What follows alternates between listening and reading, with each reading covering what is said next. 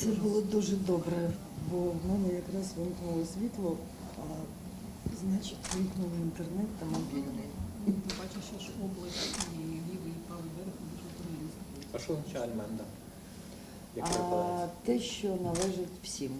Це Якою мовою? середньовічний термін, це землі, які належали громаді, а не феодалу. Прикольно. Якась виходить у нас децентралізація середньовіччя. Да. Ще тоді буде знали. Тому коли ми, В Гройсману, наприклад. коли ми визначались з назвою організації, то це був центр просвіти. Починає. 5 секундочок.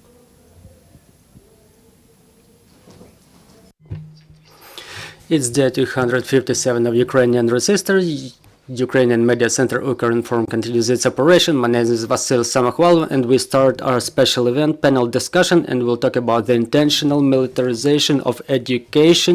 We'll talk about the education, language, and culture as weapons of the Russian world, and how do they act in the occupied territories, and how they would like to act in Ukraine, and why it's so important for us. Our guests today are Olga Skrypnyk, the chairperson at the Crimean humanitarian rights group, Valentyna Potapova, head of Almenda Center for Civil Education, and Andriy Dikhtyarenko, editor-in-chief of Realna hazeta, and he's my homeboy from Luhansk region.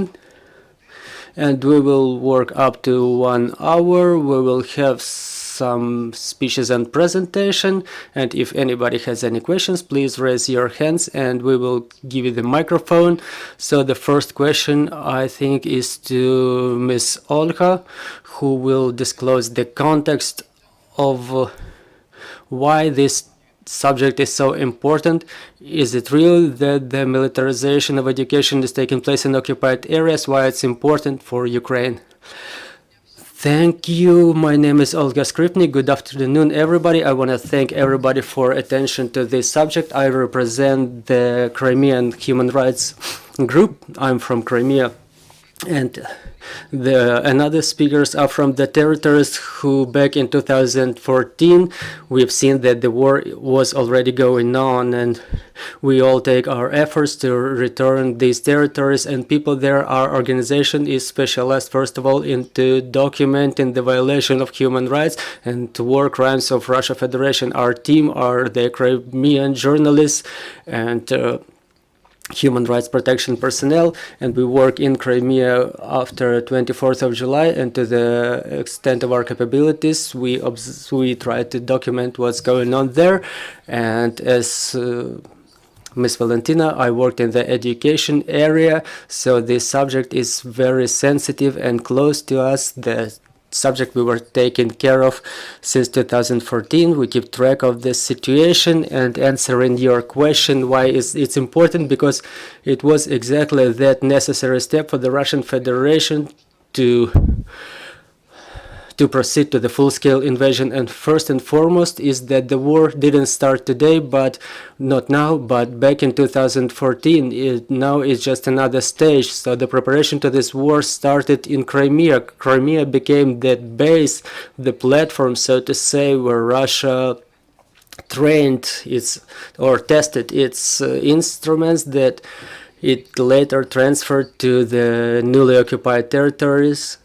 And now we see that Crimea is one of the key military bases where the strikes are launched from. So in order for Crimea to become this military base, starting from 2014, Russia became its militarization. They are not only in area of education, but in the area of civil life as well, so that the society is ready for the full-scale invasion in Ukraine.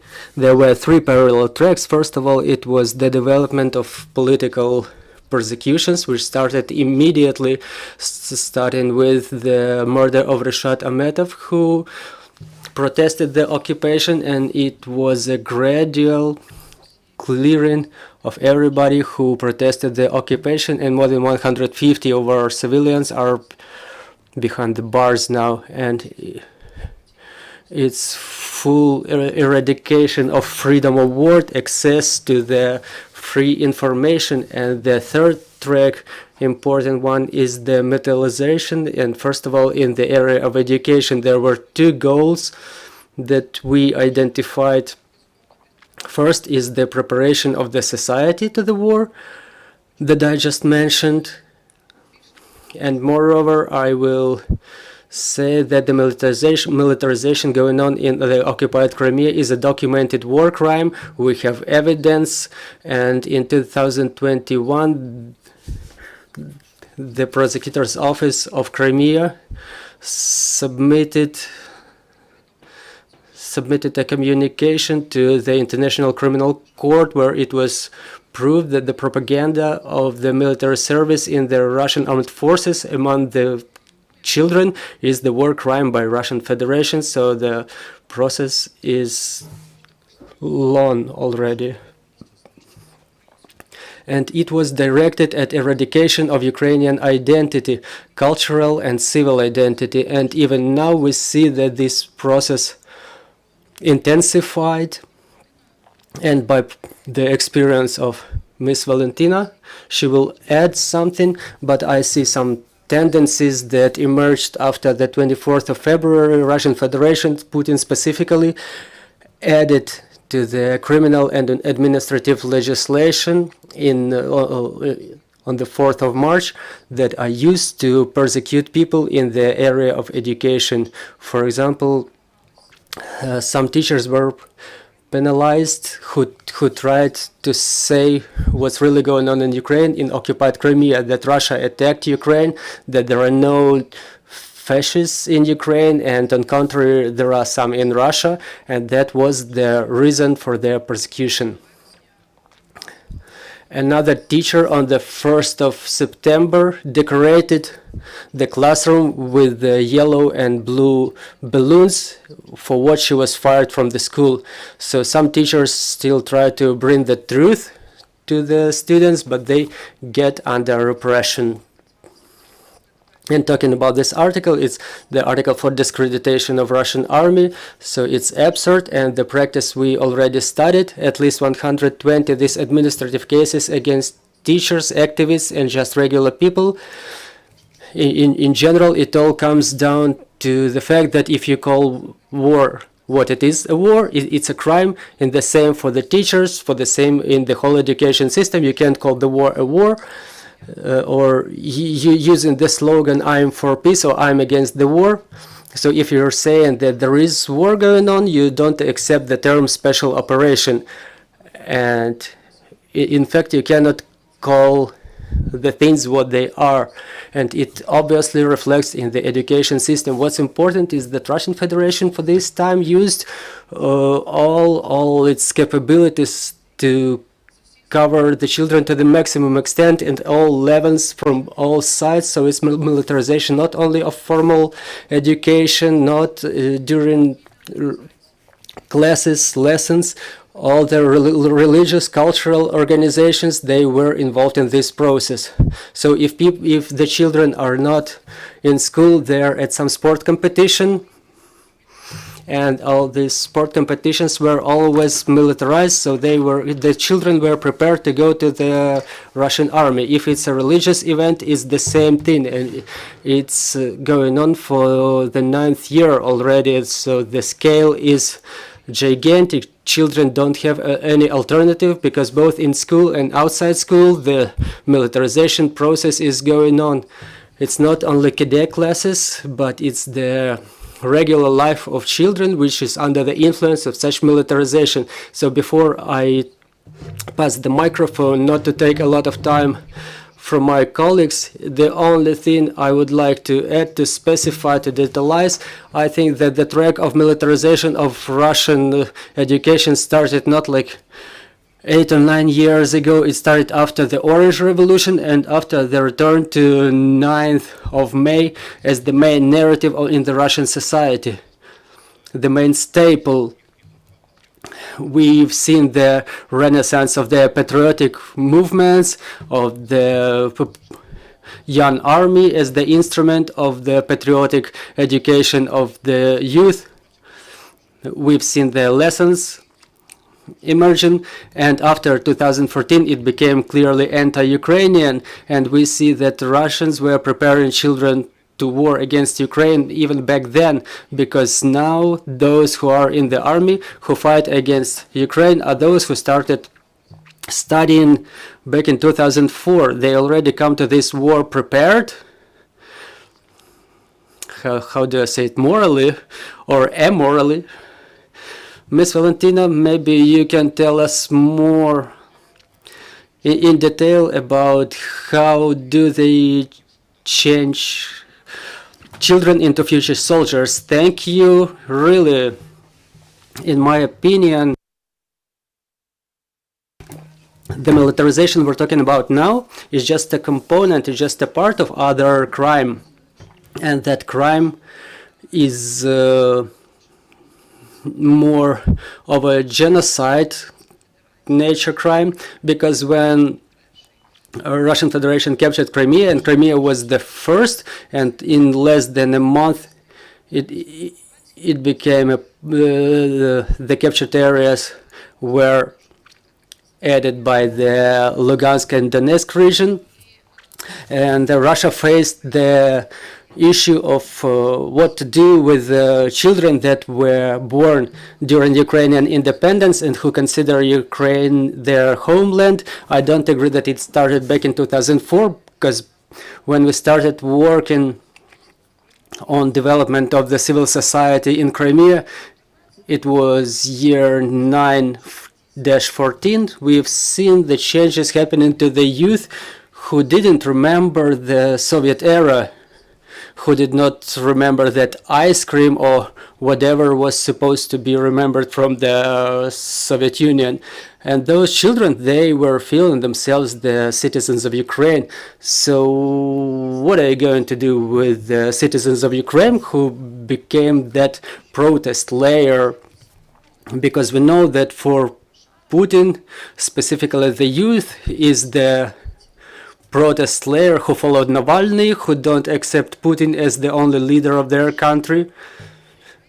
And moreover, there is the occupied Crimea, occupied parts of Donbass, where the youth does not accept other state, and you have to do something with that youth. You have to deal with it.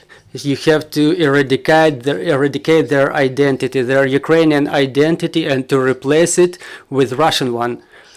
So if for the youth who is under the rule of the Russian Federation, those processes were slow, here they had to act quickly, and we can remember Bismarck, who was saying that to build a nation, you need a small war that ends with victory.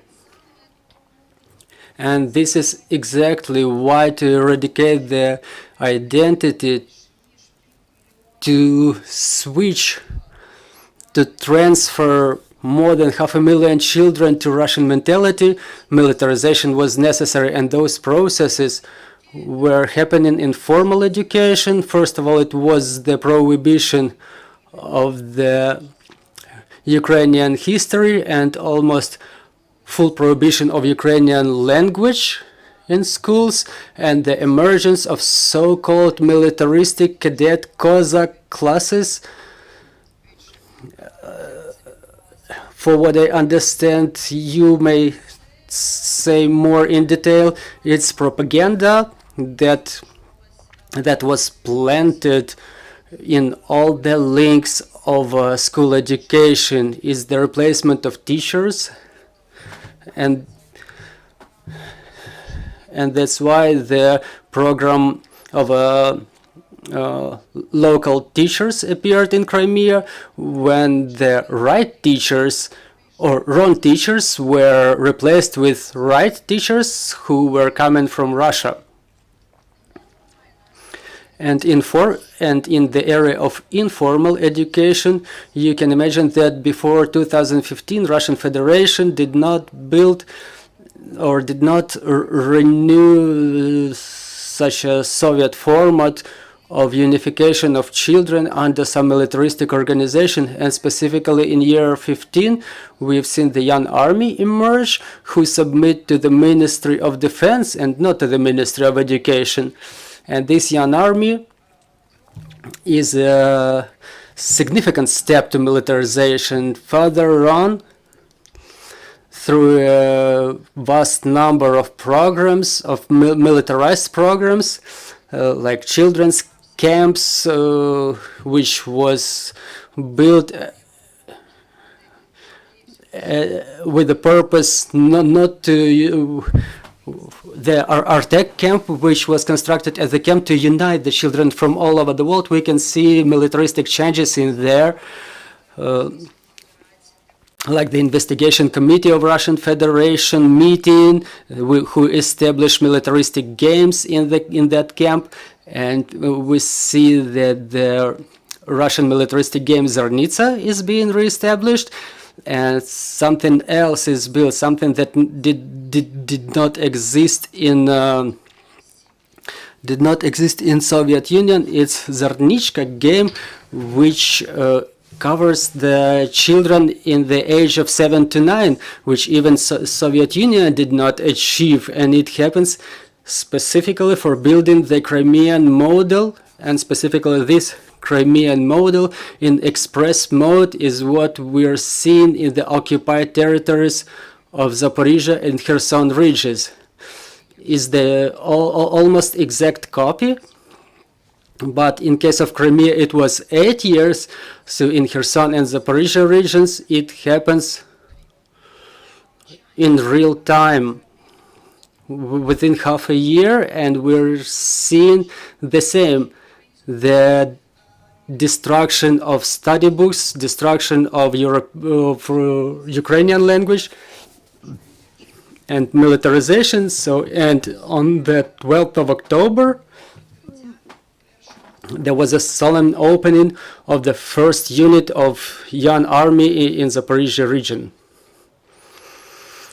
I would just like to clarify for those who don't know, Zarnitsa is a Russian game for the children who were playing war, actually.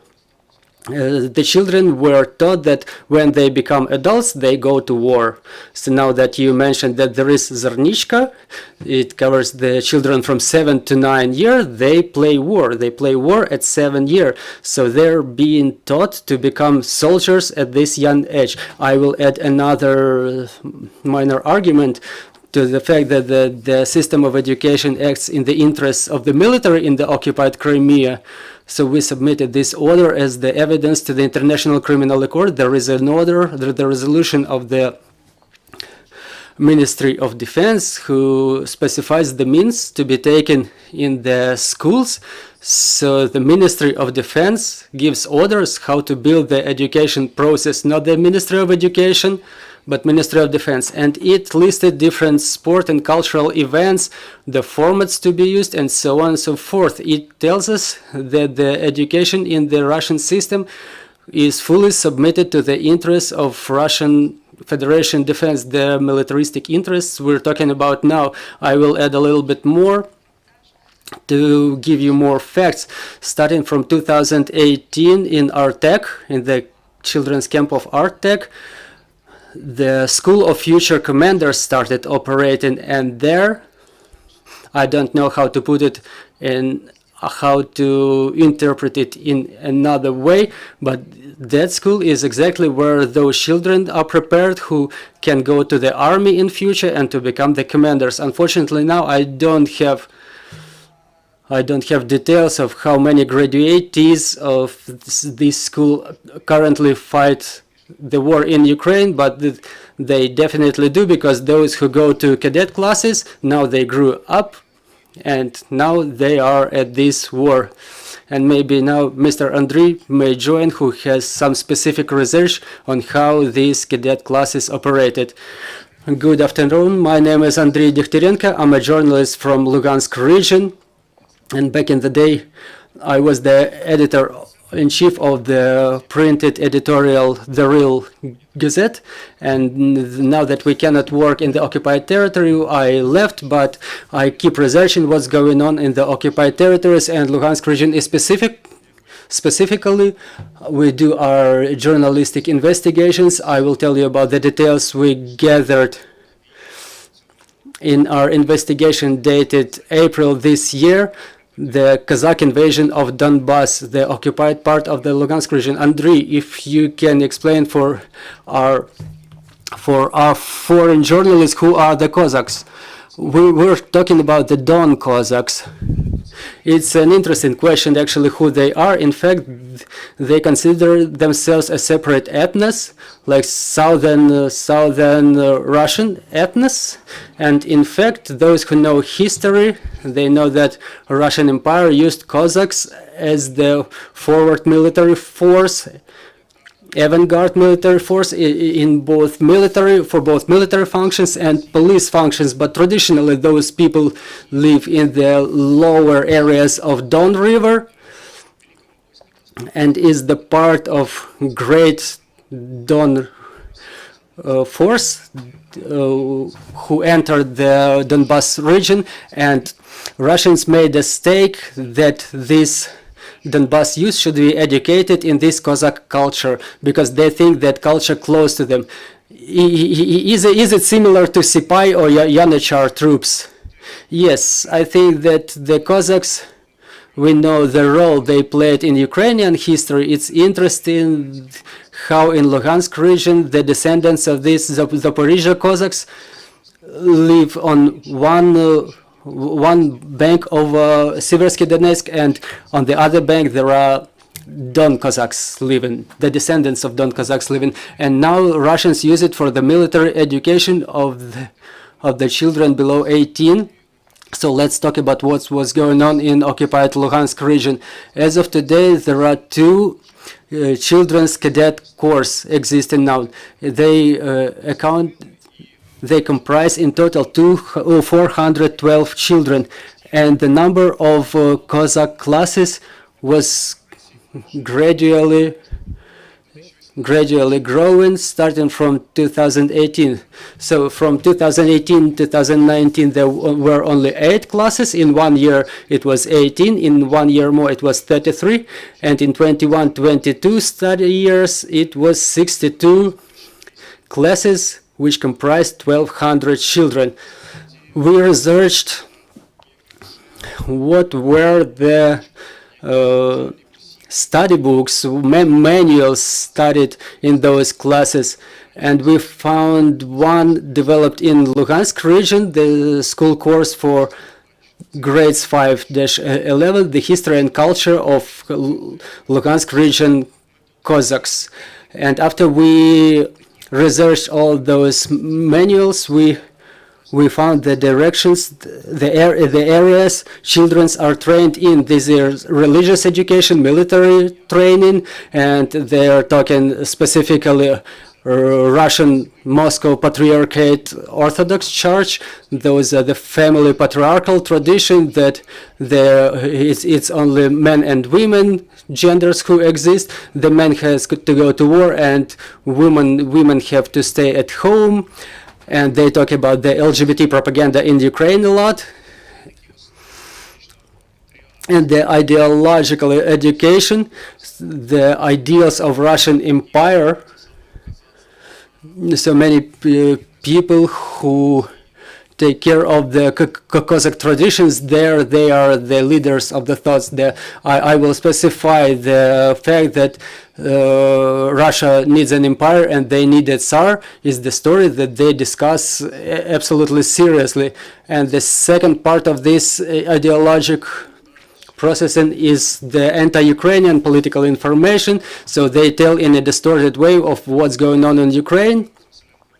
And what we started talking with Vasil, firstly, is the implementation, the planting of these Cossack ideas, that children are being explained that they are the descendants of the Cossacks. So, and if they are not so,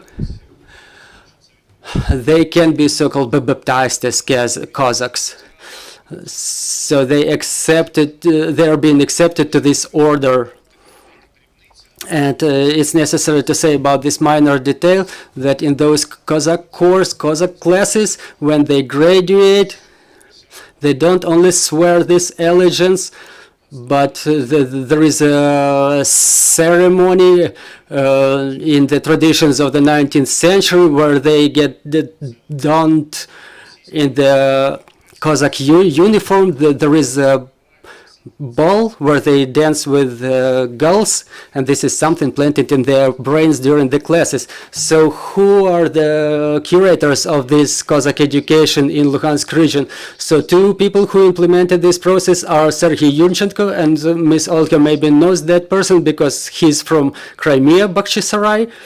He was the representative of Cossacks there in Crimea. We researched it, and it's part of our research that discovered the information that he cooperated with FSB, and then he came to Lukhanchina to take control over the Cossack movements. It's a little bit different subject that the Cossack movements in Luhansk region did not always want to submit to Luhansk National Republic government.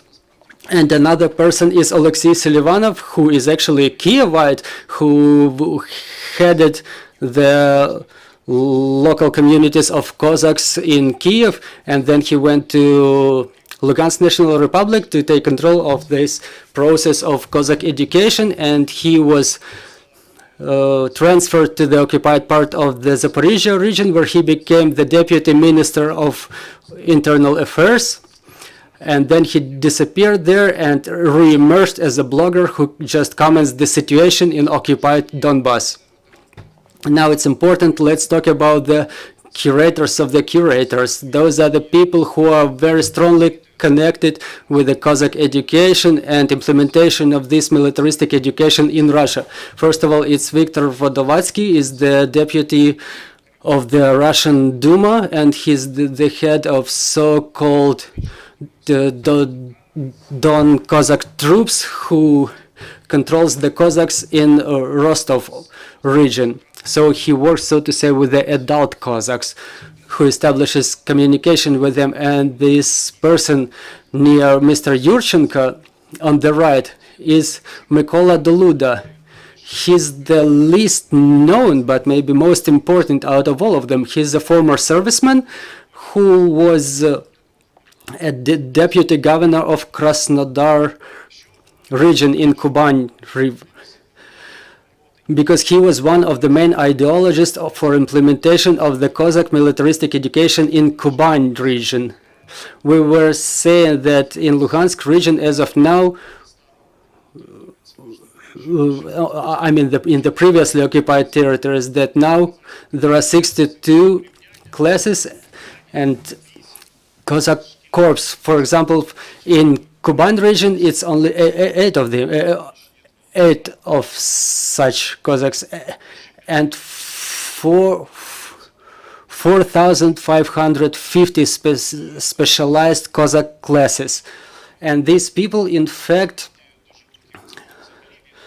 it's a great percentage of the secondary education in Kuban region. We understand why there is a lot of anti-Ukrainian education there, because many graduates went to the war against Ukraine, and some of those who went to the war against Ukraine are the graduates of Lugansk Cossack classes.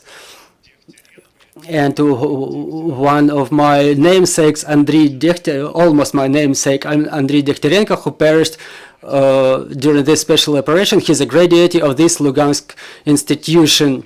And another one who takes care of the Cossack education now is Andriy Turchak, is the secretary of United Russia, a person close to Putin, and he sponsored this movement for a long time.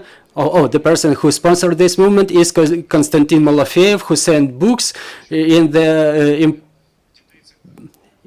imperial spirit to educate those children in this way. So let's talk about the plans for 2022 in the newly occupied territories of Luhansk region. First of all, it's the screenshot from Luhansk occupation information center, that they had Mr. Turchak coming to us to Starobilsk. They were coming to the higher school there, and they said that it's good that we opened the Cossack cadet corps there in Starobilsk. So in June 2022, they decided to open 2 more Cossack cadet corps named after Vasil Margelov and Mikhailo Sholokhov. I will tell you right away that they didn't make it open in anything there. We understand that Crimea is now in the forward edge of the battle area, and in Starobilsk they just didn't have enough time to open it, and they want to open the same classes in Lysychansk, Starobilsk and Svatova. And not to be mistaken, I will tell you how Russians, to what extent Russians care specifically about the education of the children in the occupied territories, and what does it tell us. For example, we know that in the occupied territories in December 2022, the Russian representatives of Russian authorities started being appointed to the posts in the government of that area. Ivan Kusov was appointed as administrator of the education from Krasnodar region. He was appointed in Lugansk People's Republic for the same post, and this Mykola Daluda was responsible for the same there, for the graduates of Cossack cadet classes in the occupied Crimea, to assist to those green people, the Russian people who captured the peninsula. Now in the whole occupied territory, specifically in Lugansk region, every Monday, for example, today is Monday, so children from the 1st to 11th grade, they start their study day from the out-of-school time, which is called the conversation about the important. And those are the patriotic education, political information. And what's interesting, it complies with the ideological context, specifically the topic, for example, of fatherland, which originates from the word father, which was taken place right away after the birthday of Vladimir Putin, and it was emphasized in the school of Lugansk region. So it's really an important issue, and we were talking for a long time of how to get Donbass and Crimea back, that those issues may be solved, and the occupiers, they understand it pretty well, and they do everything they can so that the young generation goes to the war right after the graduation from school. For those who get educated in those Cossack classes, it's quite natural for them. They are educated in this paradigm. And we hope for just quick deoccupation, which will stop that. Thank you very much for this profound research. I have kind of summary for you. Do we understand it correctly that the education processes in Russia are being taken care of by the Ministry of Defense, and out-of-school education is being taken care of Russian Ministry of Defense and FSB? And do we understand it right that Russia converted energy carriers into weapon? They converted culture into weapon, and now they convert education into weapon. And rephrasing Chekhov, this weapon is either shot already or is about to shoot soon. Now that I have a microphone, this Mykola Daluda is a former Russian serviceman. He's appointed to the Krasnodar region. He's appointed the deputy governor, and he starts creating this Cossack cadet course. And this one of the schemes of cooperation between the military structures and the structures of education. I think that these examples, they say for themselves. I want to add that I wouldn't say that the education is being taken care of by the Ministry of Defense, because in my opinion it's the synergy that already happened in Russian Federation when all the ministries now work for war. And I want to quote the Ministry of Education that was set in the beginning of the occupation of Kherson and Zaporizhia regions, and the quote is as follows: "It's necessary to create conceal the population by repression of pro-Ukrainian state policies in culture and education, to remove the educational materials and prohibit all the educational programs which have Ukrainian content. So it's the task set by the Minister of Education, and it's understood that it cannot appear just out of nothing, because it was coordinated with the head of this state, Vladimir Putin. And as to the conversation about the important things that you mentioned, I will just tell you their names because they are quite eloquent. For the children of the first to the fourth grade, those are the general topics, the heroes of special operations. For the grades 5 to 7, and I would emphasize it significantly, the friends and enemies of Russian Federation, because now we're talking that the problem which exists in Ukraine is the problem of the world, not only the problem of Ukraine. And for the students of 8 to 9 grades, Donetsk and Donetsk and Luhansk People's Republic, that they are Russia. And for the 10th to 11th grade, there is a profession to defend your land and the advantages of the service in the armed forces of Russian Federation. So it's actually a plan for preparation the children for their participation in war. Yeah, right, you graduate from school, you go to army. And this is the way they build the education system, as if there is no other future for the people. So responding to a question, in my opinion, the last at least 20 years in Russia, the system built in Russia was the one that all the ministries, cultural authorities were directed at service in the interests of Putin, and this synergy our colleagues talk about is something that's happening already. And as to the Cossacks, their formations, in the same way they played their role in Crimea even before 2014, they were curated by FSB, they were financed by Russian budget, and it was one of the forces that Russian troops relied upon when they were occupying Crimea. And as an example, the representatives of Cossack forces actually were the ones who kidnapped Rishat Akhmetov, who was the first victim of Russian regime. It was exactly Cossacks who kidnapped him, who put him in the vehicle, and whose body was found with the traces of tortures with the same tortures that now we find in Bucha and Izum. So it's an old practice. So yes, those formations are curated by FSB. And everything Russia does now is the servicing of the interests of specific people. This is why we see this synergy. And in the same way, these Cossacks are being used now in the full-scale invasion. And so-called head of Crimea stated that at least 1,200 so-called volunteers were sent to war against Ukraine. And out of them, the majority are the representatives of these Cossack formations. In the same way, these Cossacks constantly take part in different events for the children. They come to the classes, to the lessons, and they say how to kill the hohols. So we understand that all those events are being accompanied by the language of hatred, which was used in Crimea for a lot of time. You can find this information on the website of our organization. But what's important, this language of hatred, Mr. Andriy mentioned propaganda, so the same is happening in Crimea. The key messages that the enemies are Ukrainians and Ukrainian church and Tatars and the Muslims and LGBT as well. So those are the key messages. But right before the full-scale invasion and now after the 24th of February, this language of hatred is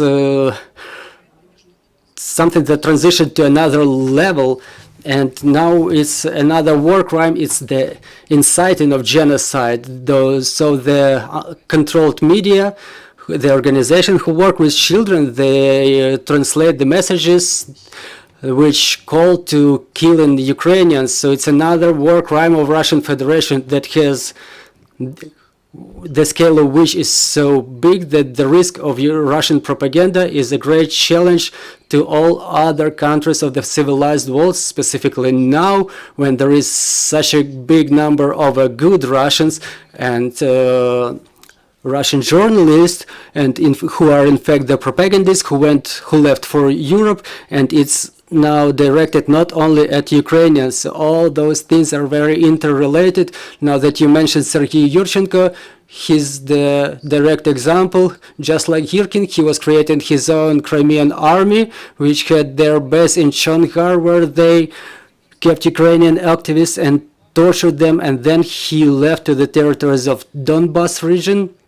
and continued doing what he was doing before. And Sergei Yurchenko, along with a number of other people who had their experience in Crimea, they went to Donbas. Do you have any questions, please?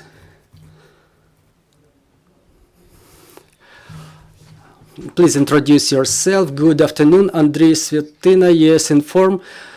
Can you please tell us, can you please comment the prohibition by the so-called governor of Crimea, Aksionov, the prohibition for performance of Ukrainian songs in Crimea and application of criminal punishment to those who perform these songs, even no matter that according to the Russian legislation, there are three official languages in Crimea. They are Russian, Ukrainian, and Crimean Tatar language. Is it barbarism or what? Margarita Simonyan called for singing the song, the Ukrainian song, the moon is so full in the night.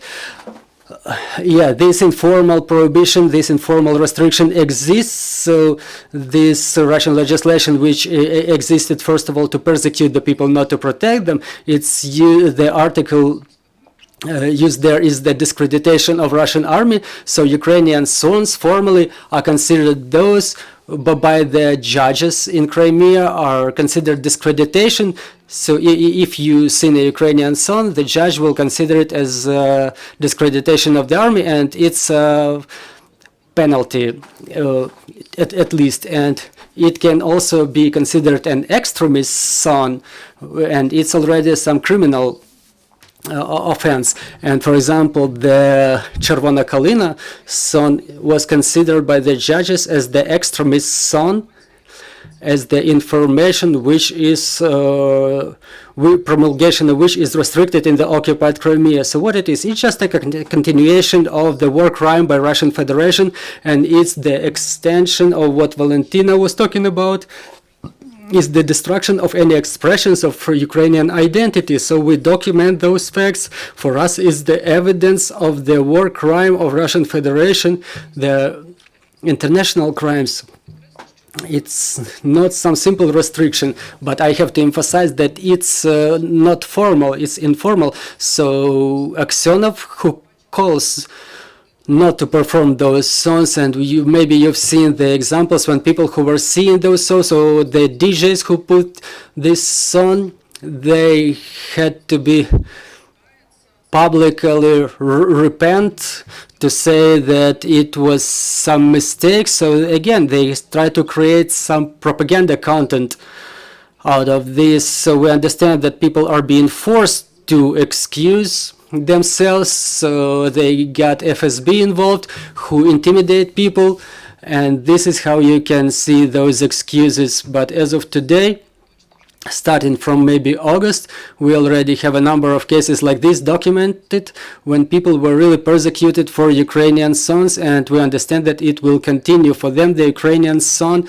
is another symbol of resistance, and for Putin the problem is that the same as back in 2014, why he was building this system of political persecution. So no matter even that this myth exists that the Crimea is Russian, if there are Ukrainian activists protesting Russian occupation or Crimean Tatar protesters, that's why they were so violently persecuted.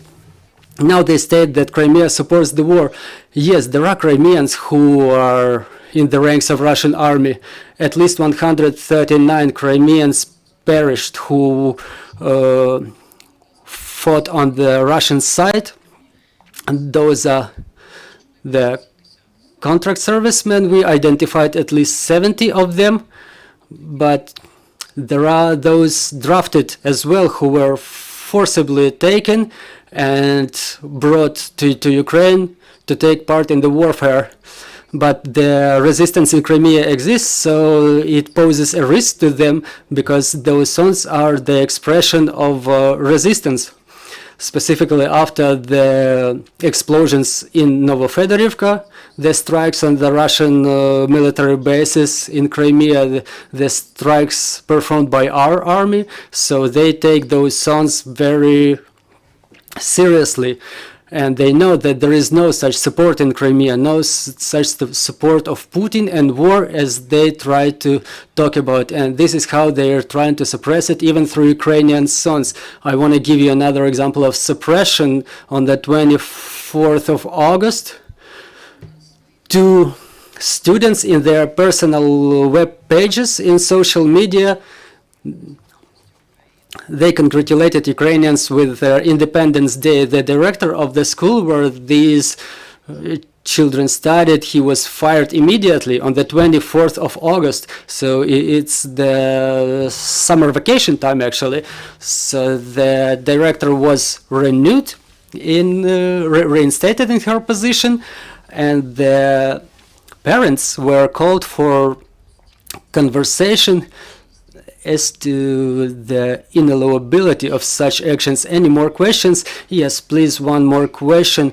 Don't you think that the occupiers use the government of Ukraine with the purpose to repeat the genocide of Ukrainians in the same way that it happened in Cambodia in 76-79, where the Prime Minister of Cambodia, Pol Pot, the dictator, put the country on course to the radical re-establishment of the society by establishing the model of no-goods economy, relocation of the municipal dwellers to the rural areas, destruction of money, the creation of cooperatives and people's communes.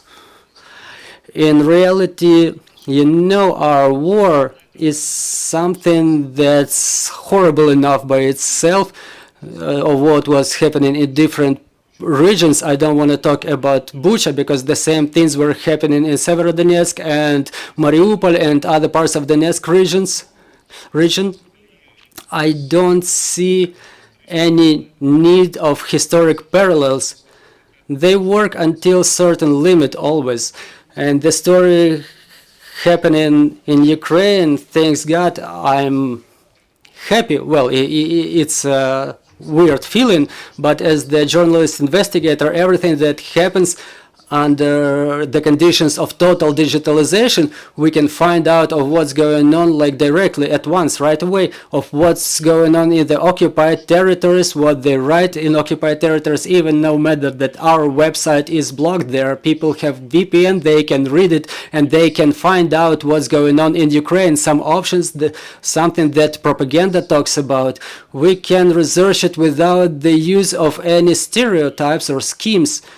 And in reality, this is something we can do to more extent than rather than looking for some parallels and under the condition of absence information to add something to your picture by yourself. You have to do everything you can to find out what's really going on and to make your conclusion building at least 99% of the picture. Yeah, it's golden words about the metaphors. I will add that really we are always trying to see what was going on historically, but I want to support my colleague.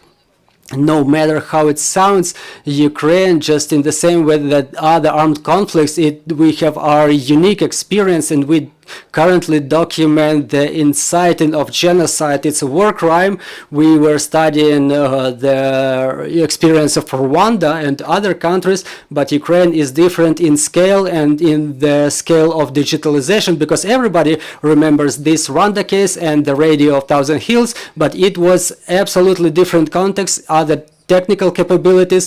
So today we draw the attention to this inciting of genocide, because taking into account the current technical capabilities, it's quite a different scale of tragedy, quite a different scale of consequences. But talking about what Russia is using for genocide, we can say that we see some evidence of this crime. They use Russian citizens to destroy Ukraine.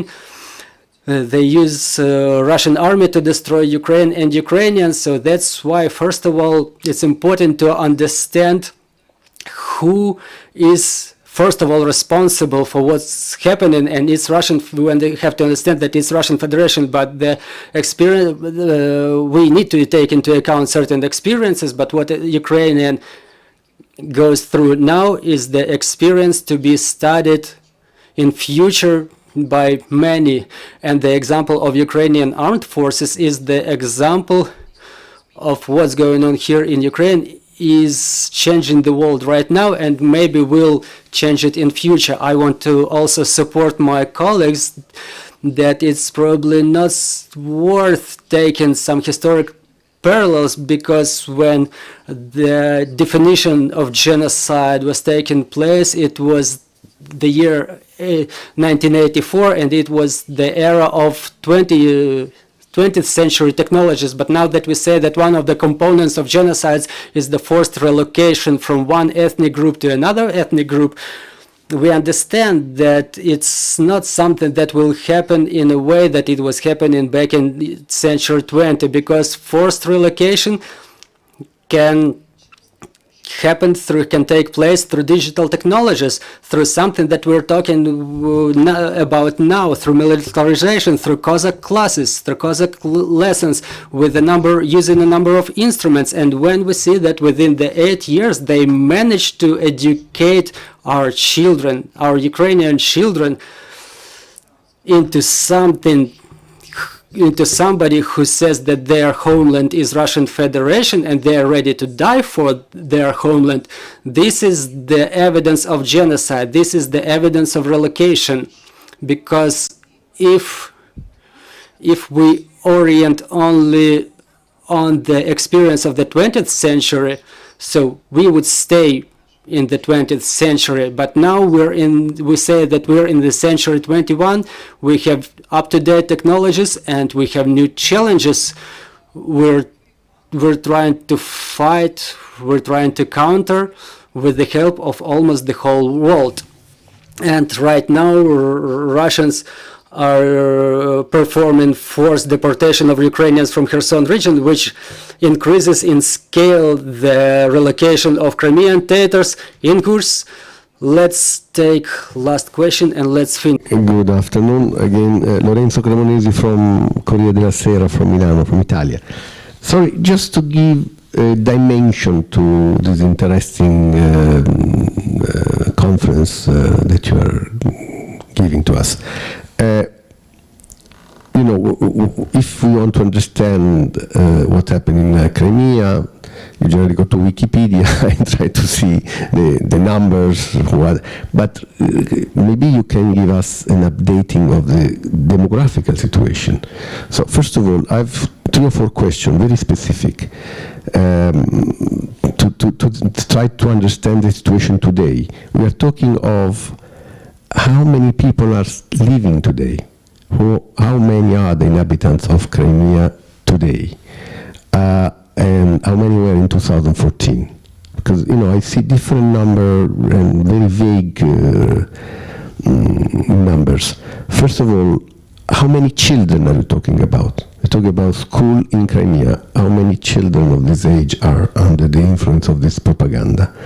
Third, do you know how many people left Crimea to go to the west, to go to Ukraine? And how many people will move from the Russian to Crimea? Really, it's important, because since you're expert on this, it's the first time that I have the opportunity to talk with experts about this situation. And I have a last question. We were in Odessa just a few weeks ago. We spoke with there is a kind of an NGO of Cossack there. So they claim Ukrainian or Russian? Cossack. that's a good question. So they consider them Ukrainian, and they say generally the Cossack are opposing the Russian. You're telling me now that they are Cossack Russian. How many are they? Really, it's difficult to quantify, but if you quantify, then we have an idea of the phenomenon. Thank you. Окей. Ви тоді про дітей скажете? Я не почула питання. Про дітей які? Скільки дітей навчається, скільки людей приїхало, скільки поїхало? Да, про... Thank you for your question. I will start with a couple, first of all, of the number of the people who left.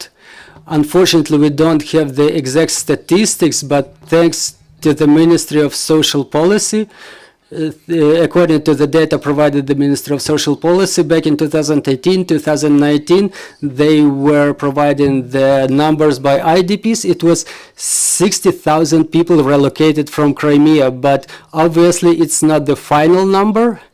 There were more people who left because part of the people were not registered on the internally relocated people list, because economically it's 400 hryvnia. It didn't make sense for a lot of Crimeans, because myself am internally relocated from Crimea, and I didn't have this certificate for a long time. I didn't get myself on the register because no one was understanding how this information was used and for what purpose.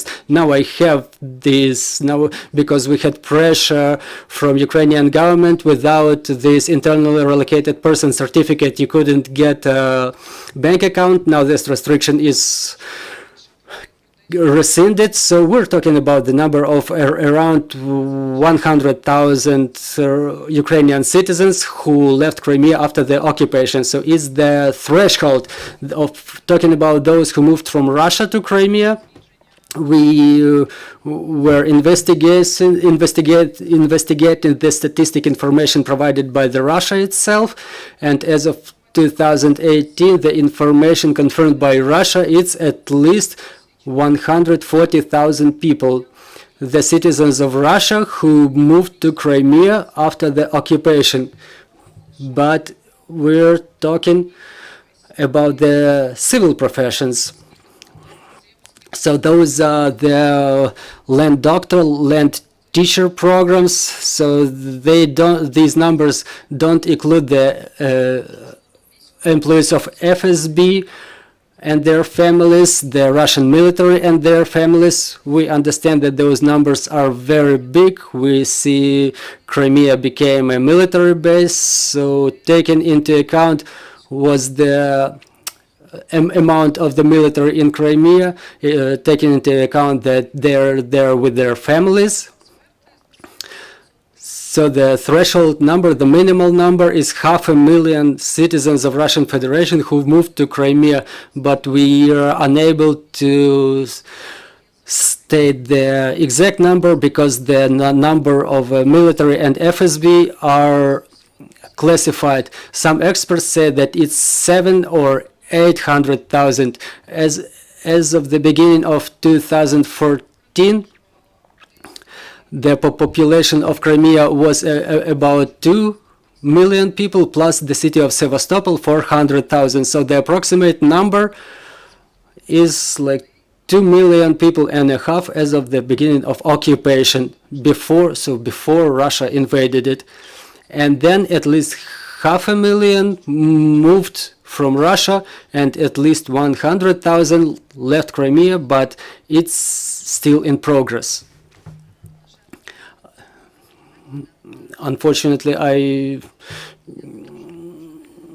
didn't have the interpretation, or I didn't hear the question quite well. But as to the children, I cannot say now that children can move separately from their parents, but we can say about those who consciously choose Ukraine, and after they reach the age of 18 years, they moved to Ukraine. For Ukraine, in Ukraine, the program was established for those relocated from Donbass, and there we can fix it in 2015, that back in 2015, starting from 10,000 graduates of the schools, at least 15% moved to Ukraine, and they've chosen Ukraine. So in 2021, we can talk about the numbers of those who entered the higher educational institutions from Crimea was 359. That's what I was talking about previously, the transition from one ethnic group to another, because children lost their connection with their homeland. As to the children who moved to Crimea from Russian Federation. So how many children are we talking about being under the influence of the Russian propaganda in Crimea? I missed the point. I don't understand. Да. Yeah, right. Last year it was 220,000. They are the school children who currently study in Crimea. This year, starting from the 1st of September, 230,000. And those 10,000 who added are those, like this figure was previously more or less the same. And these 10,000 are those who are being relocated from Kherson and Zaporizhia regions. I can tell you that starting from September,